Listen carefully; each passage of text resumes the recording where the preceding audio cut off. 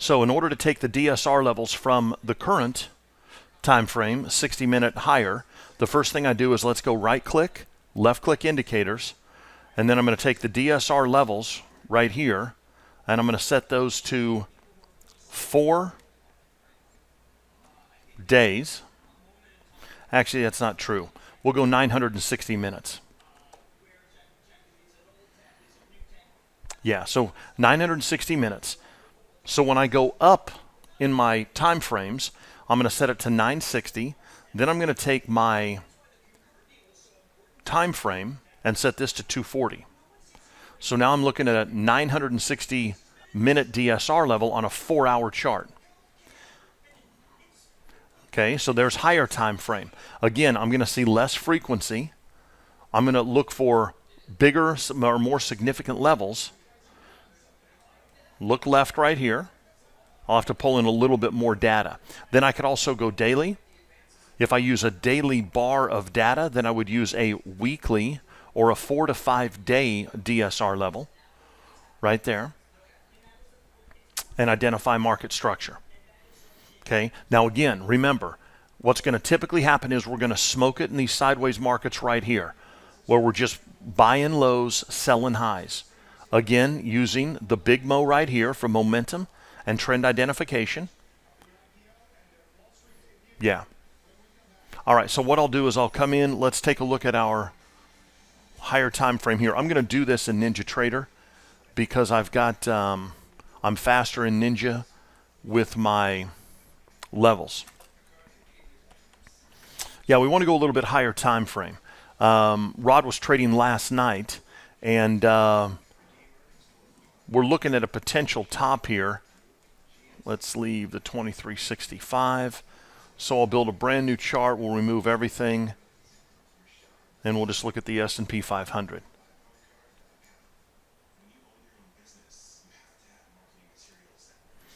All right, so here's our daily. Now, this is the December contract. You can also obviously use continuous contracts. So I'll go continuous. So we look at historical data. Let's look left right here. Obviously a significant bull continuation pattern since we saw the decline right there. Okay, now that's 2012. We saw the advance, a lot of volatility here as the market rallied. Let's go in and take a look at our weekly time frames. All right, so on a weekly basis, massive directional move. First thing you can note right here, especially most recently, low-to-low trendline extension right here, bull continuation pattern.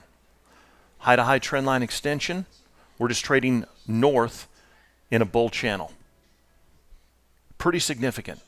And again, if we threw a moving average over here, we look at the slope of the moving average, obviously ascending and doing so at a nice rate. All right, now let's expand the chart slightly here. We'll get rid of these guys.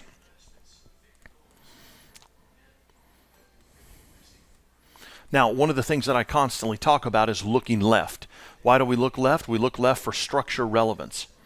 We don't have any structure relevance anytime a stock or any instrument is making new highs or new lows, which is the case. So then we look left right here, and I'm going to go grab Fibonacci extension. So gang, here is our current swing high. Look left right here, and this is a fantastic thing that you can do to train your trading brain just for pure pattern recognition. Okay, so obviously we're looking to trade the right side of the chart. We're using historical price action right here to try to predict what's going to happen in the future. Why is that? Because price patterns, market patterns tend to repeat. Why is that? Because human beings either A, are trading the market, or B, have built the algorithms that trade the market. And we tend to react the same way over and over and over based on pain and pleasure. We respond to the markets, we respond to what we see on the charts. Either A, we're moving towards pleasure. Obviously, pleasure for us as traders is what? Profitability. We're moving away from pain as a trader. Pain for us is losing trades, having a market move against us, in our face, all the different verbiage that you hear. Okay? All of that, again, is represented here visually for us in every single bar. Now, if I write an algorithm, a level 2 or a level 3 trading strategy, I first start with a tendency. So I look at a tendency. That tendency may be based in volume. It might be volume analysis. That tendency may be purely price. That tendency may be something that I see in an indicator, and that indicator is derived from price. So the majority of it starts with this or with volume or something else, again, that is driven by the markets. There are even traders now that are taking or quantifying fundamental analysis. Look at Investors Business Daily, a fantastic system. So the main thing is for me, I want to try to remove the emotion. Typically when we make emotional decisions, it's the wrong decision most of the time in life as well as in trading. And again, if you ask the question over and over and over, last 15, 16 years I've been doing this, it's always the same. Traders lose. Pain of avoidance is the number one issue. Underfunded, pain avoidance, moving away from pain. All right, so let's go here. Take the current swing high in a market that's been in a bull pattern. Look left, identify the swing low. I'm going to use the most recent static swing here to here, and we'll do a projection. So right now, the 127 Fibonacci extension has held the highs. So the advance stopped at 2007 basically on the weeklies. Again, this is a continuous contract. We rallied to that level right here.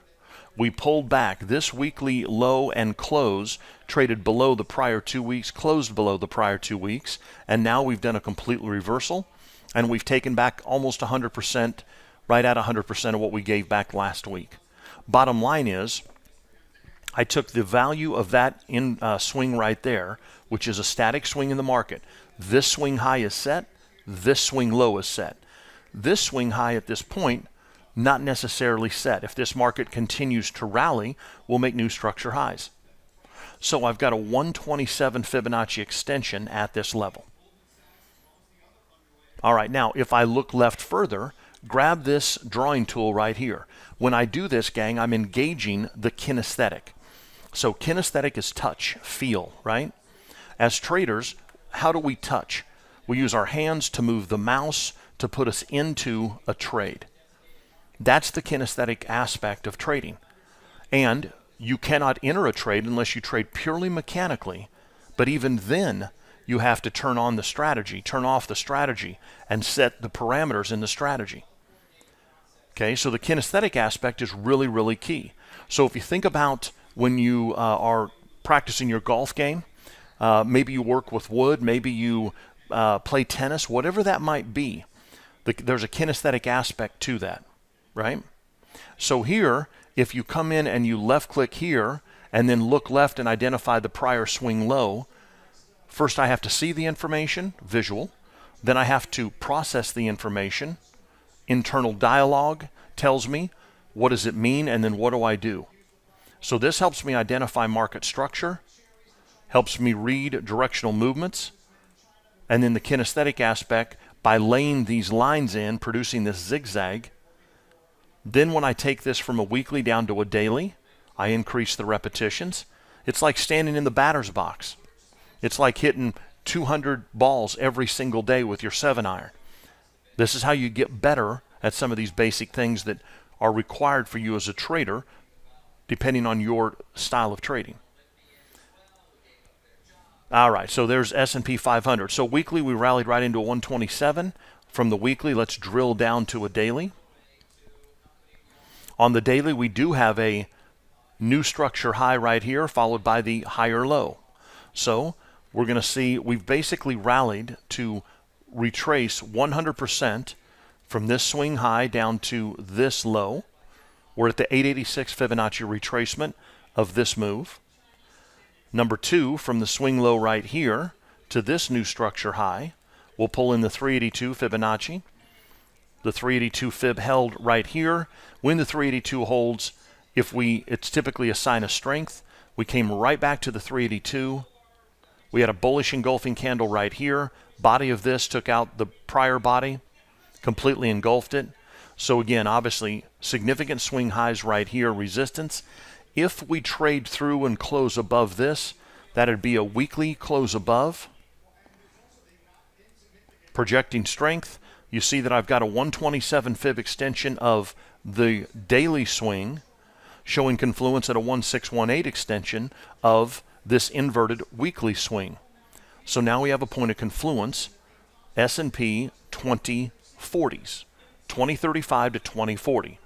So if I was long from the 382, then I'd cover partial here. I've got a symmetrical double top. Trail stops, look for the balance to hit 2035, 2040.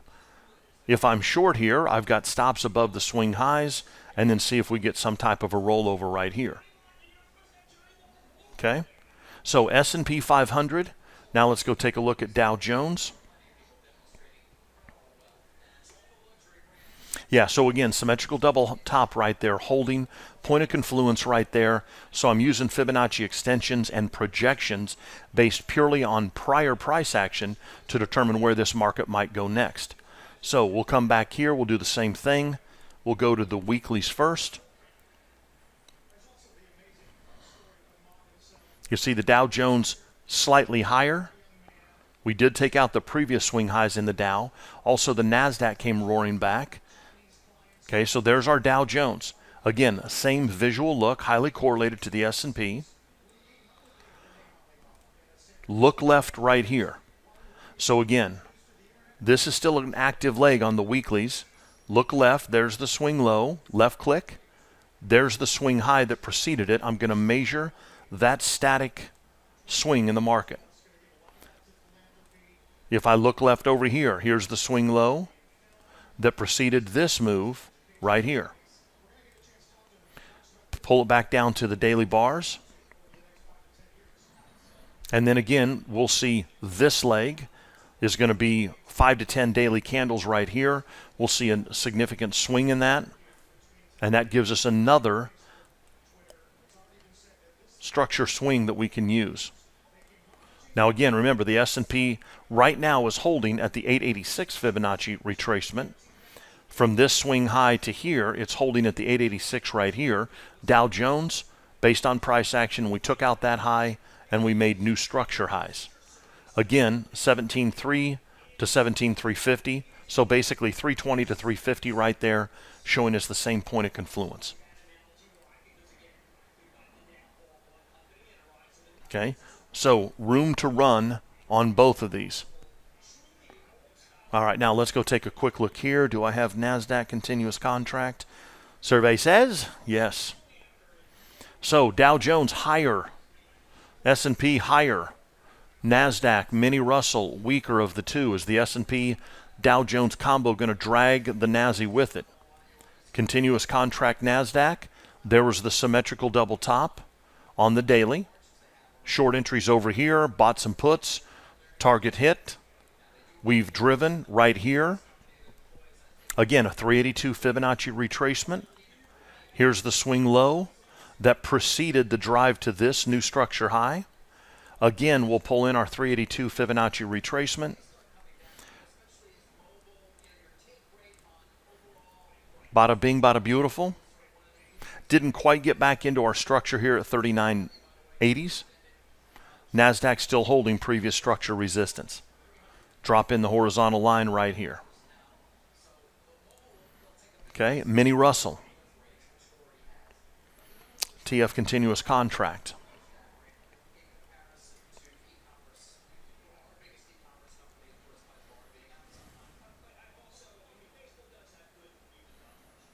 Yeah, let me take a quick look here. So there's the Russell. Now again, dramatically different picture, gang. So they're typically going to be correlated intraday. Again, remember, continuous contracts, they have a way that they mathematically smooth the rollover periods. Futures contracts on the indexes roll 4 times a year. So when I do a continuous contract, that modifies that rollover right there, gives us a better look at price. Structure resistance right there, about 1210. Structure support right here, and you can see that is a great example of a sideways trade. So visually, we're going absolutely nowhere. So again, on this particular market, if I saw this intraday, let's say that this is DSR resistance, red, DSR support, green, obviously I'm going to be interested in being a seller right here. This is counter trend. Tighten the chart down and you can see we've been in a bull continuation pattern. If I buy support here, I'm buying with trend. Okay? Buy with trend, buy with trend. All right, so most recently, we've got two different fibs at play. Let's take a look right here. This is the swing low that preceded the rally to this new structure high. Inside of this move, we have a ratio trade. It's not quite a Gartley 222, but we go AB, B to C, C to D right here. Then we pop. There's target 1, the 618 retracement of C to D.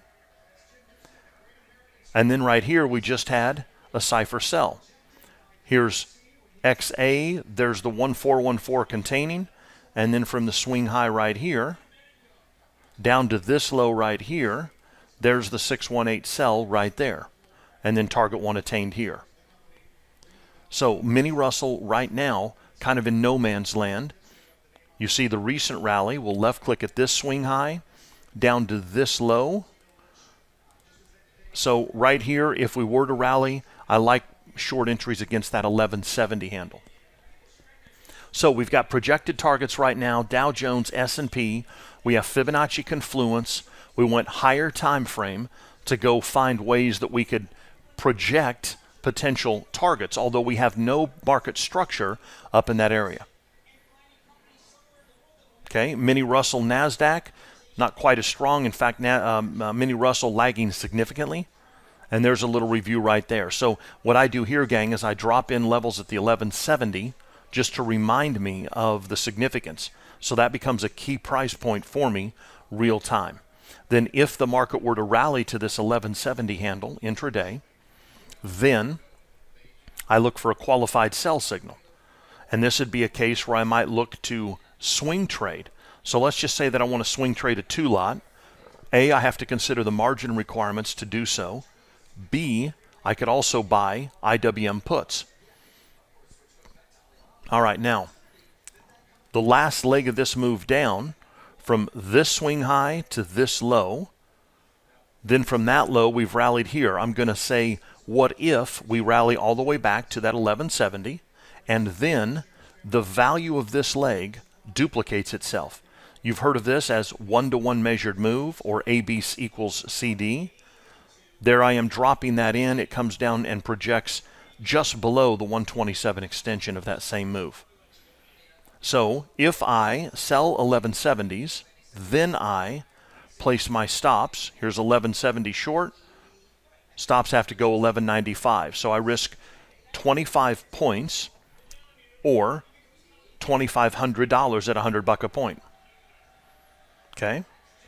If I sell 1170s, then a retest of the current low structure hits 1135, so that's a 35-point winner, which is a good risk-reward ratio. Risk 25 to make 35, about 1 to 1.3. And then if we attain the secondary target, which would be this projected low right here, sell 1170s to test 1110s, that's about a 1 to 2 risk-reward ratio. All right, so got the open right now. New York Stock Exchange is open. Alibaba's on the floor, clapping. Have no idea what he's worth. Here's the NASDAQ, gang, top right-hand side. Again, the NASDAQ opening higher. I set this to RTH, real trading hours, so I could identify visually that gap. Mini Russell right here. We've moved lower since my aggressive sell signal. Still no target attained. Russell's gapping as well. Okay, crude oil again from that short entry. Attained target 1. We'll see if crude now rallies back into the $93 handle. Yeah, somebody's asking about crude oil analysis. So here, let me just pull this over real quickly. We'll get back into CL 1014. All right, so we ran our projections on the hourly chart yesterday. We had that point of confluence. You see that we rallied almost to the 1618. Okay, now remember, this is the 240-minute time frame. So if I want to go back down to my 60-minute, I go to the 60-minute bar first. Now that I'm at the 60-minute bar, I can modify my DSR levels, indicators, DSR, and then from the 60-minute, 60 times 4 is 240. So this would be a 4-hour DSR level. So I've got a DSR level set at 95s. I've got DSR support down here at 90.50 to 91. We've broken back down. Look left right here. You'll note that the 250 level has been relevant, and so far that's held the decline. So we have a swing low in structure here, swing low in structure here. Market rolled over, and in the Globex and early morning trade today, the 250's holding. So we're in a 50-cent range, 93 to 250s.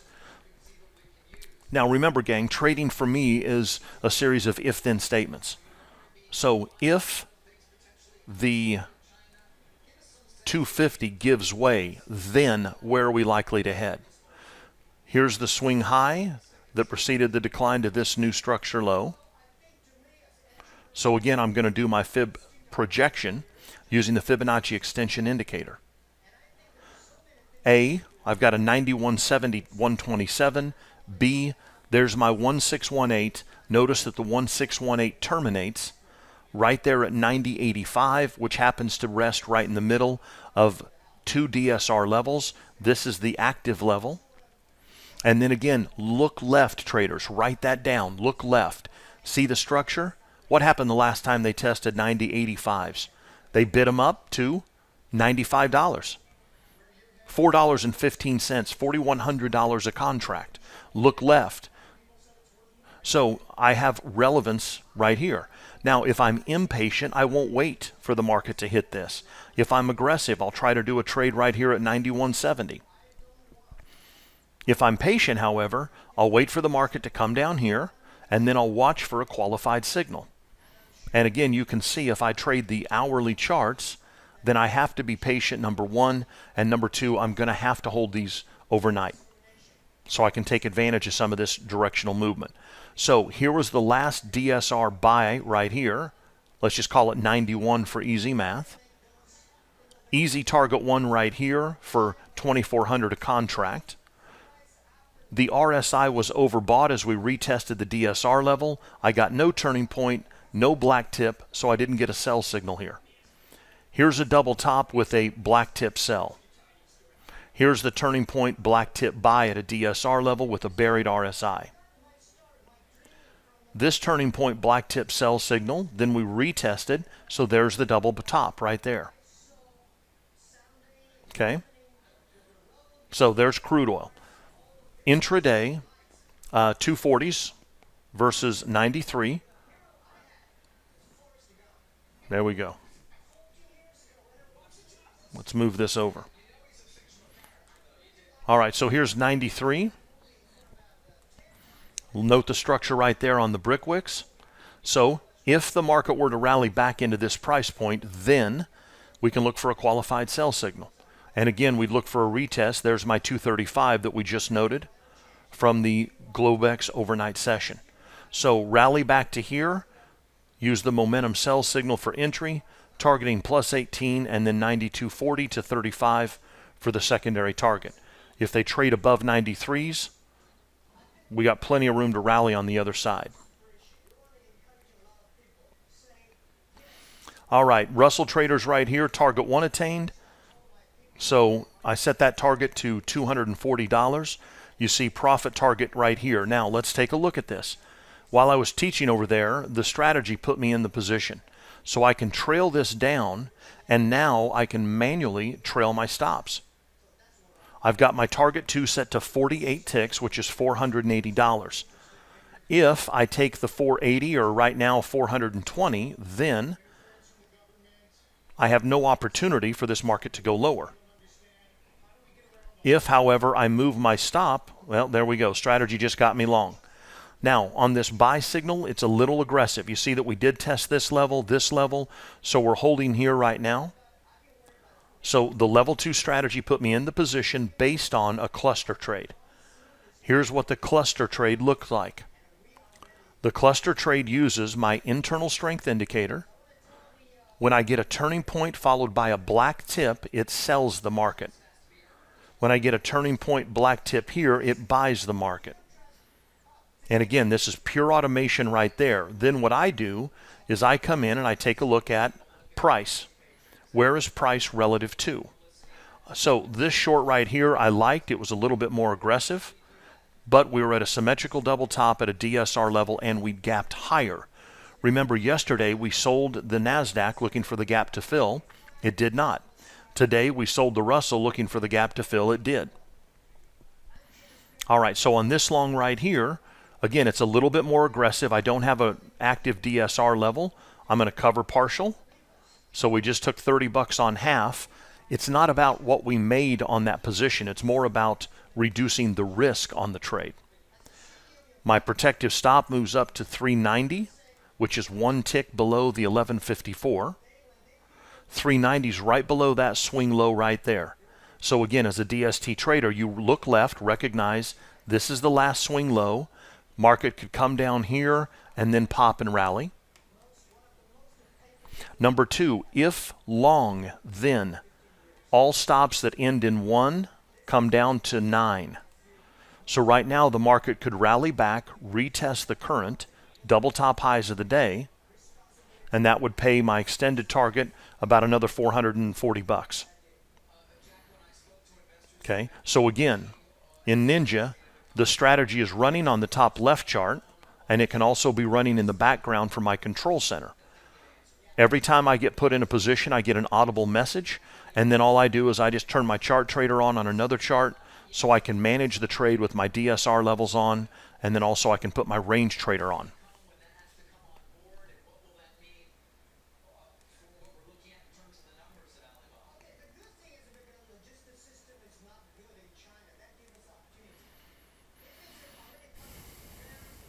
There we go. All right. Now, NASDAQ traders up here, we'll look for a move back into resistance. Gap's going to fill it around 40.98. 40.98 on the NASI. Crude oil up here. Crude's just traded back above the 93s. Now, let's take a look at crude oil. Okay, so I've got my range trader here. Crude oil's traded above resistance. If we trade above resistance, then I anticipate a move to OZ1. If we don't make it to OZ1, then I look for the pullback to the midpoint, and I'd look for a buy signal around 92.80s. Then my target 1 would be OZ1, my target 2, OZ2. Again, remember, gang, this is offer zone. This is an offer zone.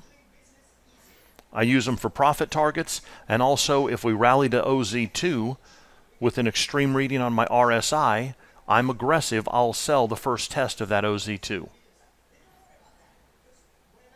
Yeah, so my offer zone's at 93.28. We've traded to 22s. More importantly, we broke resistance. Yeah, and we've got automation for that as well. So our automation I'm calling level 2, which again, we take our rules-based trading, the dynamic structure trading system, or the momentum Renko trade with our Brickwick bars, and we just automate it.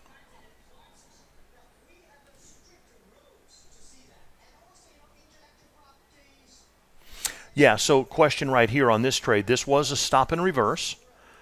So as you take a look right here, traders, I'm going to left-click on strategies. We'll pull this guy over. So as I left-click on the strategy, you'll note right here, here are my parameters. So number 1, it's a 3-contract strategy. I can trade a 1 lot and no others. I can trade 2 contracts, 1 on the scalper, 1 on the trader. I can trade 1 scalper, 1 trader, and then 1 extended. You see here, I'm only trading 1 on the scalper, 1 on the trader. My protective stop on the scalper, I've set to 24. My protective stop on the trader, I've set to 26. I'm going to take profit on the scalper at 22. So I'm risking 24 to make 22. That's about a 1-to-1 risk-reward ratio. I'm risking 26 to make 48 on the second contract. My internal strength indicator readings are set right here, so I can modify these parameters. I've got a start and end time for the session. And then I can also say, do I trade every turn with black tip only? True. Or if I set my WT filter, that's my trend filter. If I set the with trend filter to true, it will only take trades that trade with the trend. So this is the more conservative way to trade it when I trade it with trend only. I'm going to get fewer signals, and I'm going to miss those reversals. I purposely leave it set to trade every turn so I can show you more action. So your question was about a reversal. So right here, there's my turning point black tip. There's the strategy getting me short. There we attain target 1, and here we missed target 2 here, but the system gave me a reversal buy signal. So you'll note right here, we go from short 2, target 1 attained, current position, short 1. Short 1, the market declines. We came about 4 ticks from our 48 tick target, but we got a reversal buy signal. So right here, the system covered the 1 existing short for profits and bought 2. I then said, you know what, I'm not that excited about this buy because I'm not at a DSR level. So I took a quick $30 right there, taking half of the trade off. Again, not because I want to make $30, but because I want to reduce my risk.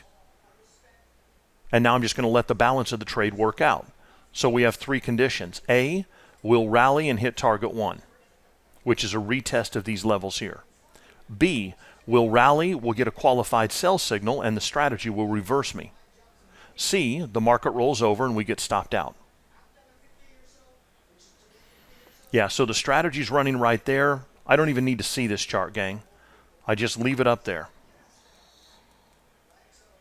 Yeah. So then right here, Mike,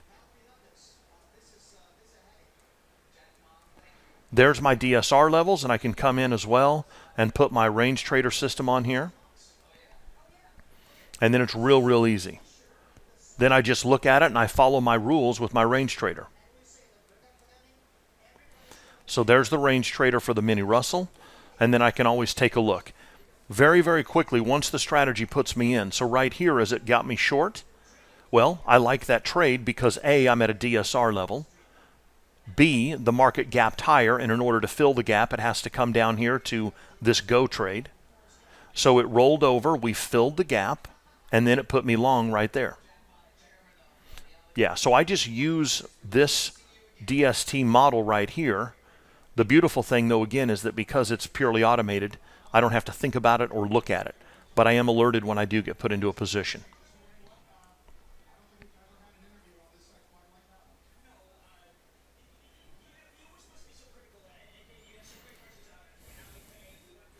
Yeah, it's very simple. We have 3 primary signals, gang. A lot of my clients just trade them independently. Some traders choose to trade them automatically. Very simple. The only reason it might feel a little complicated because you're not familiar with some of the terms. I've got training videos there on the website as well. So we'll get you that link so you can watch the training videos, grab the indicators, test drive them.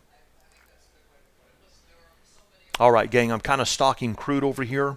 We'll look for crude to pull down into that midpoint and then a possible buy signal.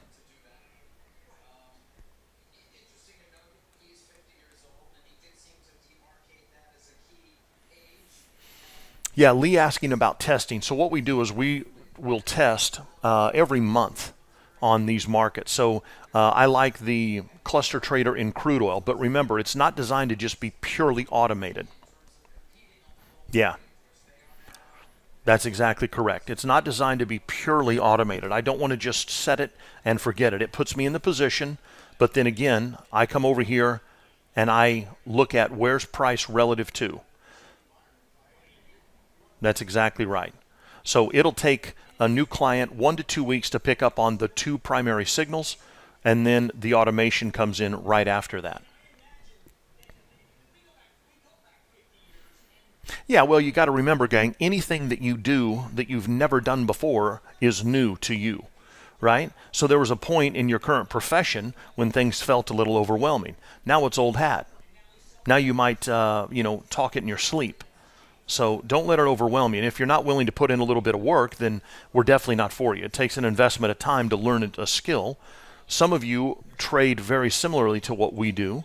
Some of you don't. So if you don't trade this style, then it's going to be brand new. Now, it might be exciting new for some of you. For others, it might be, oh my God, that's overwhelming.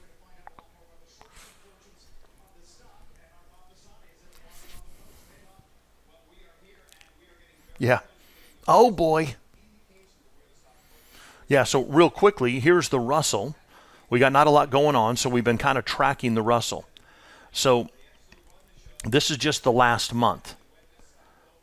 And again, this is purely automated. This is without me doing any modifications. This is without me stepping in and taking some off. So I'm going to typically outperform the strategy by 30%. Yeah, which basically for me, I figure it covers commish. So distribution here, 2/3 of the profits come on the sell side. We got to take $1,500 out of this for commissions. So that brings it down to about $2,600. 60% accurate. Then here we come over and take a look at the graphs, and this gives me an example of distribution. So we stay on top of this, and we note Monday, the trades that we enter on Monday are losers, so we don't trade Mondays. And typically Friday has a down day. So the majority of the profits come Tuesday, Wednesday, Thursday. Now, over this recent 3.5, 4 weeks, you see Friday actually has produced over $1,000, which has been nice. And again, the reason, gang, is because I have it set to trade every turn. Okay? Secondly, we can look at hour of day.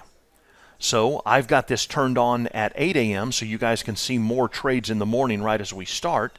But you'll note here, 8 a.m. down over $1,400.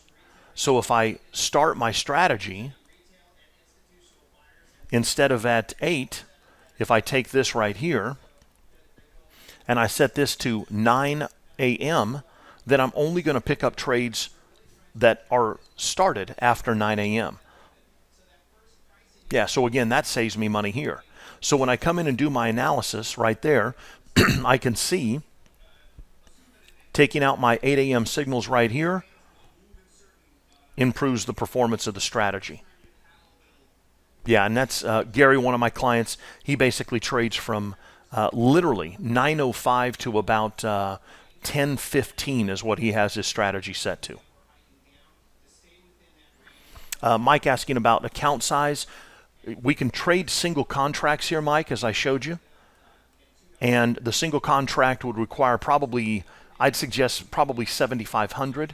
You could trade a 2-lot with a $10,000 account, but we have had a $2,300 drawdown trading it this way. So that would be a 23%. The thing that you have to remember, gang, is if I start trading the strategy just as we go into a drawdown that's equal to the previous largest drawdown, then I've got to know I've got enough capital to trade through that. Yeah.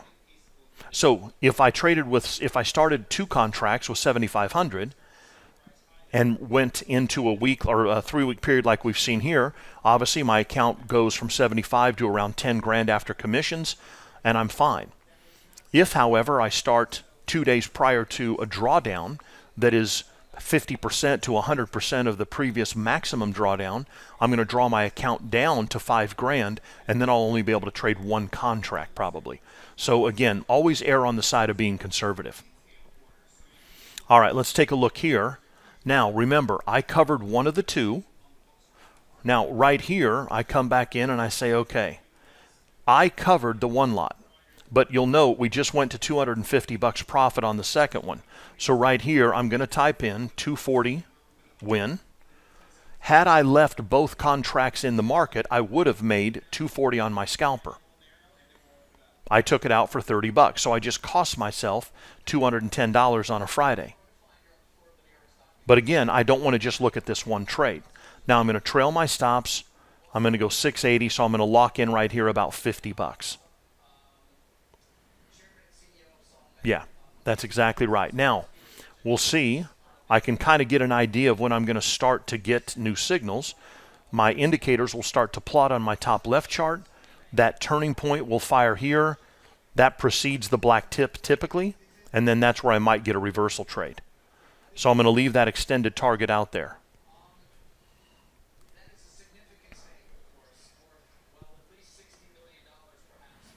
Yeah, still not much in crude. We'll look for a retest of the 92.70s.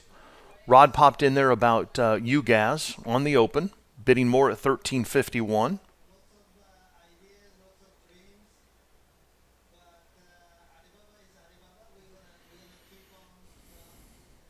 Yeah, so Lee mentioned $15,000 seems good, so you don't feel too much pressure. That's exactly right, Lee. So a trader with a $15,000 starting account, I feel very confident about trading a 2-lot. Yeah. Very nice. Lee says everything that is easy now was once hard. That's exactly correct. Yeah, so typically that's a 2-lot. Now, what I'm doing is I'll put together a little training series. This particular strategy is called the cluster trader. It trades the turning point and black tip signal. This guy right here is just the opposite. So on this one, we do just the opposite. Instead of buying when I get a turning point or black tip right here, we actually take the value of our turning point black tip. I reference 2 different momentum indicators, and if we have good solid bearish momentum, then what I do is I sell as the market drives through that. So I started this morning on gold, and you see gold as it rolled over right here. Here's the thing, gang. Here's what tends to happen with this, okay? This internal strength, the indicator is called the IS over. And this is the indicator that produces the turning point or TP that you see on the screen and the B tip, which is the black tip. So this is what I've used for years now to identify trend direction and strength.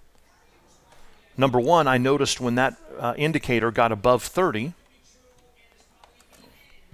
for at least 1 bar and then turned, that I could identify little turning points in the market.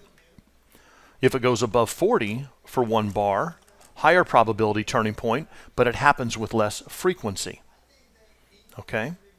And then if it hits 50, which is very uncommon, I'm calling tops and bottoms with maybe 70% accuracy. So again, I tend to be a turning point trader. I like to sell tops, buy bottoms. It doesn't always work. But when it does, when markets are non-trending, moving sideways, you look like a genius. In trends, we either sell the top and the market takes out our stop. Sell the top, the market takes out our stop. Or we just don't get any trades. And I've been on that side too. You know, I've sold the highs of a NASDAQ market, you know, back in, my goodness, you know, 97, 98, 99, 2000. Sell them, boom, it takes out the stop. Sell them again, boom, it takes out the stop in those power drives. Fourth quarter of 08, I bought a lot of bottoms that were very temporary.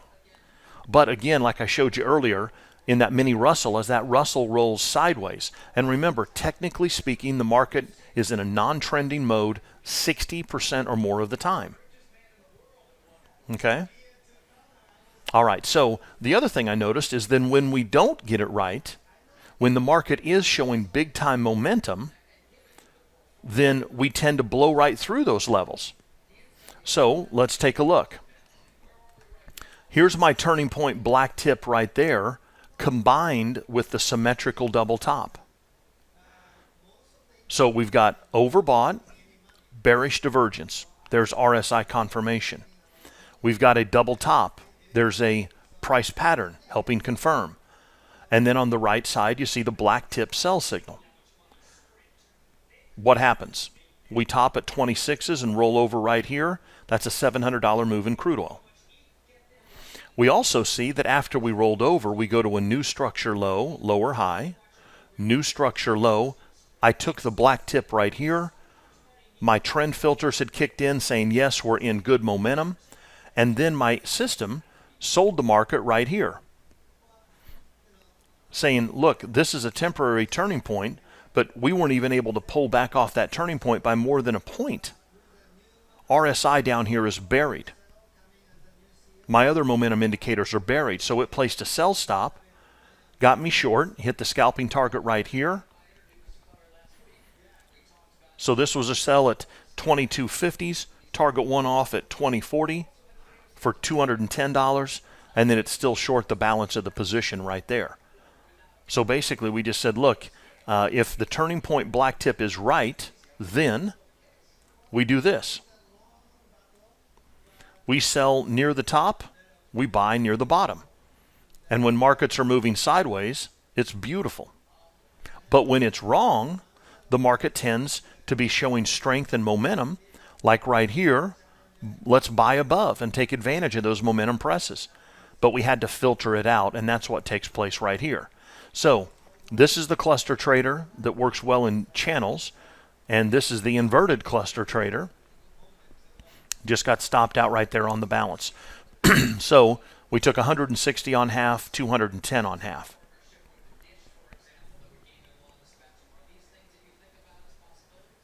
Yeah, now this inverted cluster trader, gang, this requires a market that moves.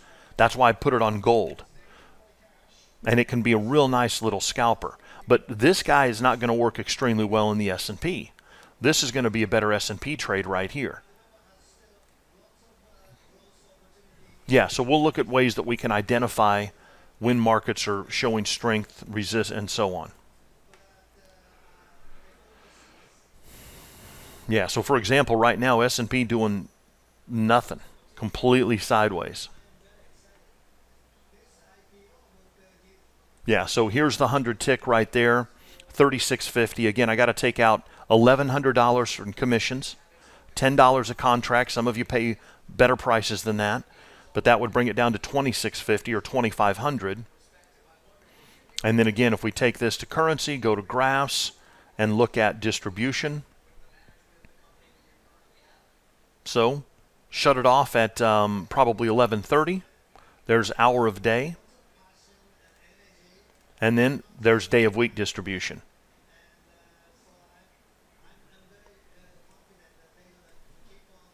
Yeah, you could trade these. You would have to trade them on the same market.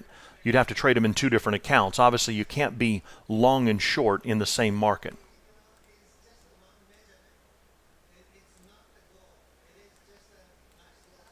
Yeah, NASDAQ traders, any pullback to this 40.97, I love long entries there if we get it. That's where the market will fill the gap.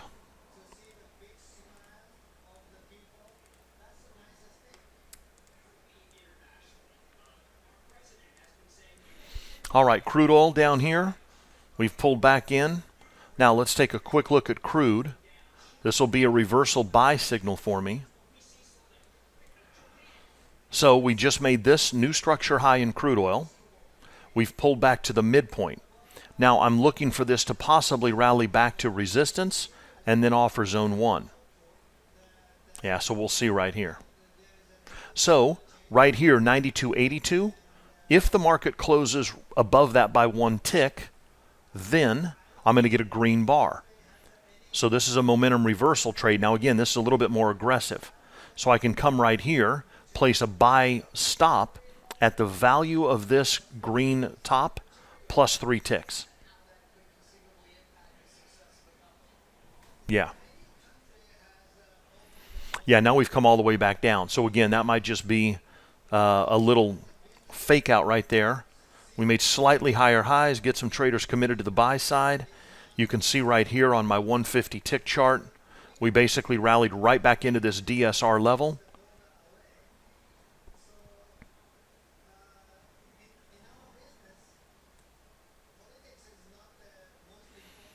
All right, so we had some bids in at $80 for Baidu, 81. We had a 94 in there.